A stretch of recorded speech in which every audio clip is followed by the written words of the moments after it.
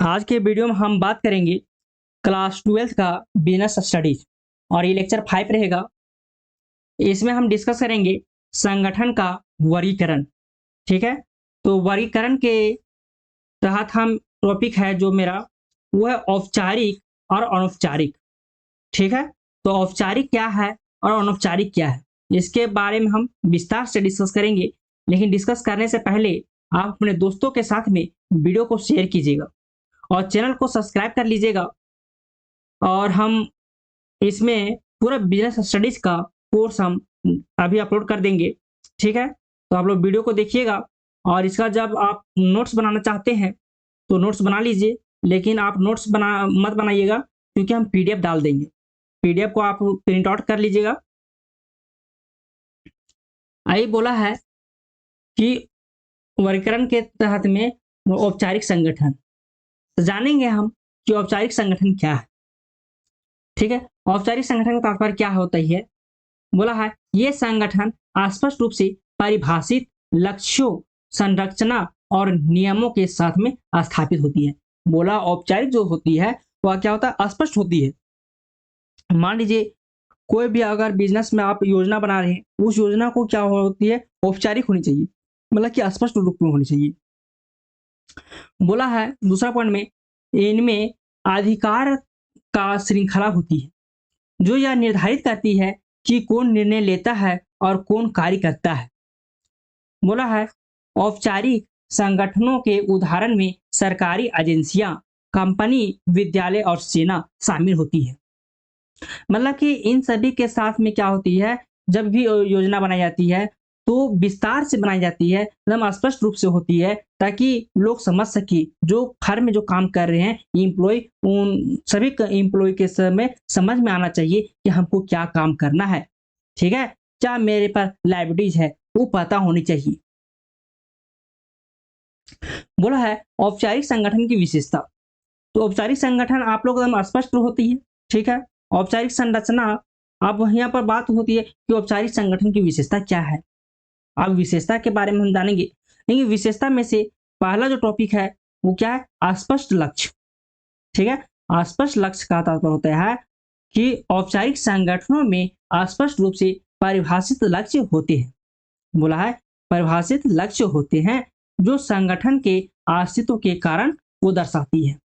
ठीक है, वही बोलता है कि औपचारिक संरचना, बोला है इनमें एक होता है जो यह निर्धारित करता है, क्या बोला है, निर्धारित करता है कि कौन किसके प्रति जवाबदेह होगा।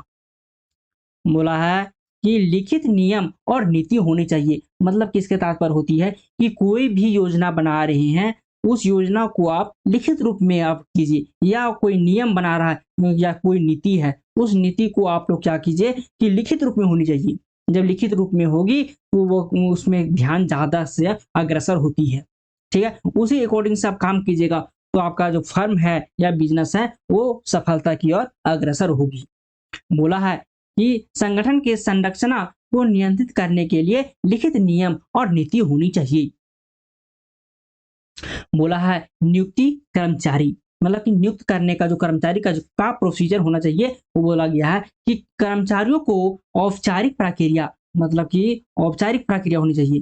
क्या बोले है, औपचारिक प्रक्रिया के माध्यम से नियुक्त किया जाता है और उनके पास विशिष्ट जिम्मेदारियां होती है। मतलब कि आप जब भी आप कंपनी आप खोले हुए हैं, उस कंपनी में आप एम्प्लॉय को आपको हायर करना है, तो हायर करने से पहले आप क्या देखिएगा कि वह जिम्मेवार व्यक्ति है कि नहीं है। वो उसको देखिएगा कि क्या उसका क्वालिफिकेशन है, क्या वो जो हम कार्य उसको सौंपेंगे उस कार्य को सफलता की ओर लेगा कि नहीं करेगा। वो देखने के लिए आप उसको इंटरव्यू करते हैं, इंटरव्यू लेते हैं। बोला है आधिकारिक संरचना, आप बोला कि आधिकारिक संरचना का तात्पर्य क्या होता है जी। बोला है संचार आधिकारिक चैनलों के माध्यम से, बोला है चैनलों के माध्यम से, जैसे कि रिपोर्ट, ज्ञापन या ईमेल। ठीक है, आप लोगों के साथ में आप कम्युनिकेट करना चाहते हैं तो उसके लिए क्या होती है कि आप चैनल, कोई भी टीवी चैनल के साथ में आप ले सकते हैं सहायता, या तो ज्ञापन अर्थात बोला जाता है एडवर्टाइजमेंट होता है। ठीक है, ईमेल के माध्यम से कर सकते हैं, व्हाट्सएप के, इंस्टाग्राम से, फेसबुक से। अभी तो बहुत सारी ऐसी व्यवस्था भी हो है कि आप प्रचार प्रसार कर सकते हैं।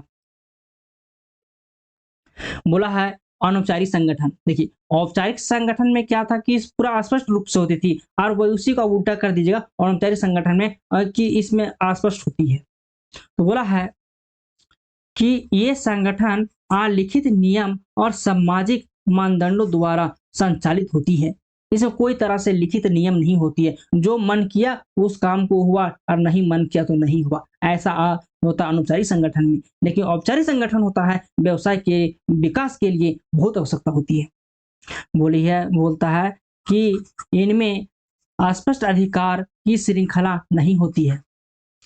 बोला है औपचारिक संगठन के उदाहरण के लिए दोस्तों के समूह, ठीक है, खेल टीम और क्लब। आप मान लीजिए कि दोस्त के समूह है, आप दोस्ती आ रही है, उसमें क्या कोई नियम बनता है? अरे भैया जहां मन किया तहां चल गया यार। बोला है अनौपचारिक संगठन की विशेषता, ठीक है, आप क्या विशेषता है? बोला है अलिखित लक्ष्य। लक्ष्य स्पष्ट रूप से परिभाषित नहीं होती है, ठीक है, लेकिन सदस्यों के द्वारा साझा किए जाते हैं। अनौपचारिक संगठन में होता है सदस्यों के बीच शक्ति। बोला है कि शक्ति और प्रभाव का वितरण स्पष्ट रूप से परिभाषित किया गया है, ठीक है। बोला है कि अनौपचारिक नियम और मानदंड। बोला है सदस्यों को व्यवहार को नियंत्रण करने के लिए अलिखित और मानदंड होती है।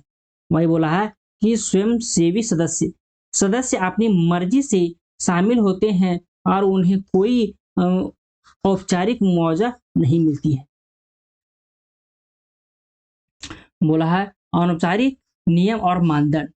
इसमें कोई तरह से आपका नियम कानून नहीं होती है, जो मन किया उस काम को हुआ, नहीं मन किया छोड़ दिया। वही बोला है कि स्वयं सेवी मतलब स्वयं का होता है निर्णयन होता है। बोला है कि सदस्य अपनी मर्जी से, बोल दिया ना, अपनी मर्जी से शामिल होते हैं और उन्हें कोई औपचारिक मुआवजा का प्रावधान नहीं होती है। बोला है अनौपचारिक संचार में बोलता है कि संचार अनौपचारिक चैनलों के माध्यम से होती है, जैसे कि बातचीत, पाठ संदेश और सोशल मीडिया। अब यह बताया गया है कि औपचारिक संगठन और अनौपचारिक संगठन में क्या अंतर है, ठीक है।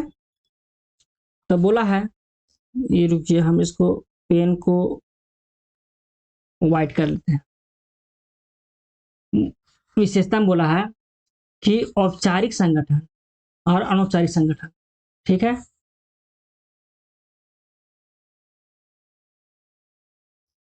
अलग अलग है।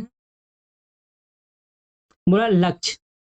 अब लक्ष्य के अकॉर्डिंग से हम समझेंगे कि स्पष्ट रूप से परिभाषित होती है।